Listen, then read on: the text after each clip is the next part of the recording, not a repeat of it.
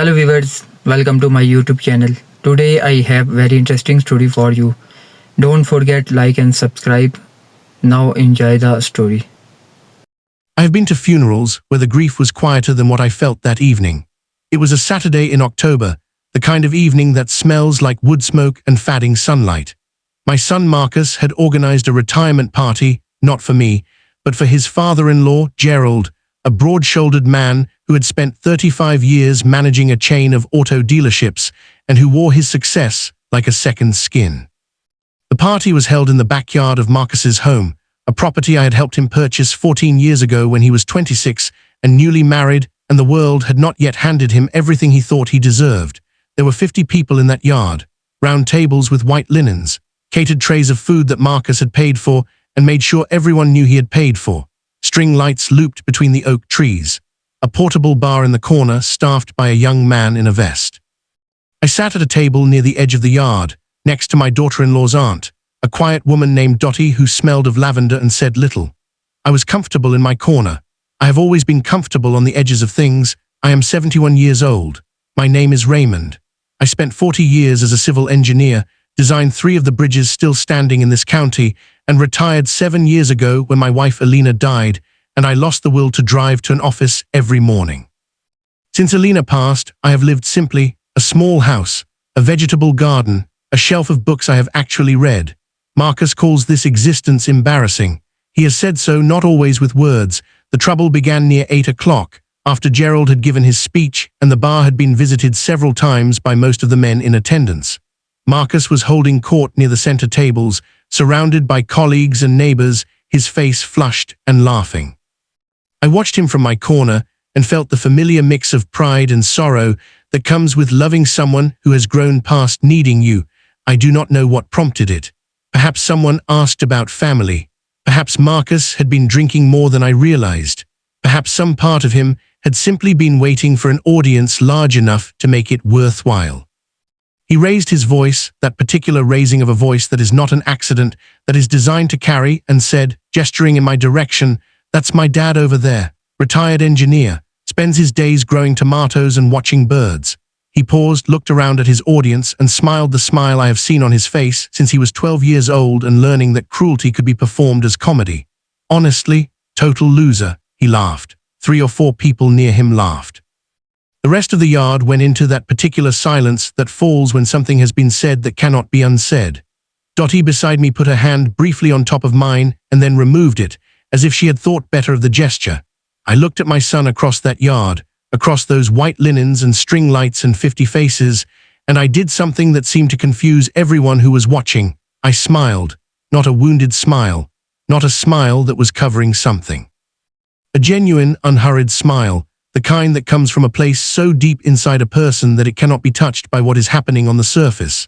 I picked up my glass of water, took a slow sip, and then turned back to Dottie and asked her how her garden was coming along this season. I stayed another 40 minutes. I shook Gerald's hand and congratulated him sincerely. I helped a woman named Carol find her cardigan, which had slid off the back of her chair.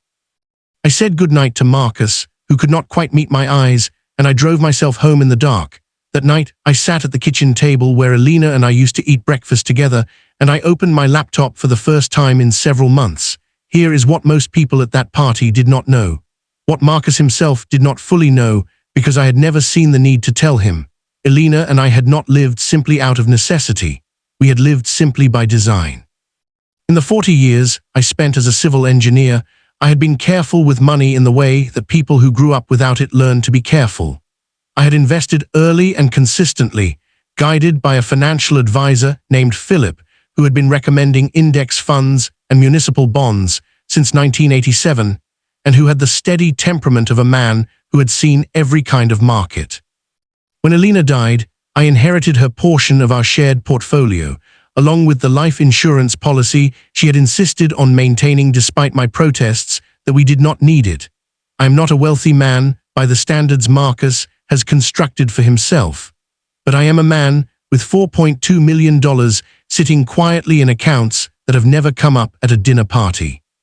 Alina and I had written our wills together the year before she died, on an ordinary Tuesday afternoon with our attorney Douglas, who brought coffee in a thermos and took notes in a yellow legal pad. We had been thorough. We had been intentional. The house, the accounts, the small investment property we owned jointly on the east side of town, all of it organized and distributed according to what we believed was right and fair. That night, sitting at the kitchen table, I called Douglas. He answered on the third ring, as he always does, and he did not seem surprised to hear from me. "I'd like to revisit the will," I told him. "Of course," he said. "When would you like to come in?" "Monday morning," I said. "I have a granddaughter named Lily. She is Marcus's daughter, 9 years old, and she is the best person I know. She calls me every Sunday without being asked, to tell me things she has learned during the week, the migration patterns of monarch butterflies, the reason the sky turns orange at sunset, the plot of whatever book she is reading.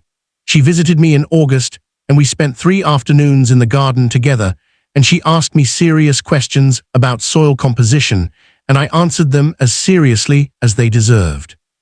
She is the kind of child who makes you believe that the world will be adequately cared for after you are gone. I also have a nephew named Thomas, Elena's sister's son, who moved to Portland after finishing his doctorate in environmental science and who has been quietly doing important work on watershed restoration for 11 years. Thomas visits me every Christmas, and we play chess badly and talk about Elena, and he makes me feel less alone in the particular way that only people who also loved her can. On Monday morning, I sat across from Douglas in his office, and we talked for 2 hours. We amended the primary beneficiary structure. We established a trust for Lily, administered independently, that would fund her education fully and provide for her through early adulthood regardless of what her parents did or did not do. We allocated a substantial portion to Thomas, whose work I have always believed in. We directed a meaningful sum to the civil engineering scholarship at the State University that I have quietly funded for 6 years under Elena's name. Marcus remained in the will. I am his father, and I loved him even then, sitting in Douglas's office with the taste of Saturday evening still somewhere in my chest. But he is no longer the primary beneficiary. He is one name among several, and he will receive enough to know that he was not forgotten and not enough to believe that he was owed. I did not tell Marcus what I had done. I drove home from Douglas's office and ate lunch in the garden and spent the afternoon reading. Marcus called 3 days later to apologize, a brief and slightly formal apology that had the quality of something rehearsed, and I accepted it with the same genuine calm with which I had smiled across the yard at him. I did not mention the will. I will not mention it until it becomes relevant, which will be when it becomes relevant. There are things I have learned at 71 that I did not know at 30 or 40 or even 60. One of them is this: dignity is not something that other people can take from you. Marcus called me a loser in front of 50 people, and the word did not find any purchase in me because I know exactly what my life has been and what it has cost and what it has built. I designed bridges that are still standing. I loved a woman for 43 years. I grew a child who grew into someone complicated, which is most of what children do. I have read good books and kept a garden and paid attention to the world. The other thing I have learned is that the most powerful responses are often the ones that are never performed. Nobody at that party saw what I did next, because what I did next happened 3 days later in a quiet office with good coffee and a man who takes notes in a yellow legal pad. There was no confrontation, no dramatic revelation, no moment where Marcus's face fell and the crowd gasped and justice arrived wearing its formal clothes. Just a Tuesday afternoon, a few signatures, and the slow, certain rearrangement of what had always been mine to arrange. Lily called me the following Sunday, as she always does. She had learned that week about the way trees communicate through underground fungal networks, sharing nutrients and chemical signals across a forest floor. She told me this with the focused intensity of someone reporting a great discovery, which she was. "Did you know about this, Grandpa?" she asked. "I knew a little," I said, "but I'd rather hear you explain it." And she did for 20 minutes, while I sat in Elena's chair by the window and watched the light move across the garden, and felt something that I can only describe as the particular contentment of a man who has put his house in order and no longer needs anyone else's approval to know the worth of what he has built. Marcus's party was on a Saturday in October. I do not think about it often, but when I do, I still smile.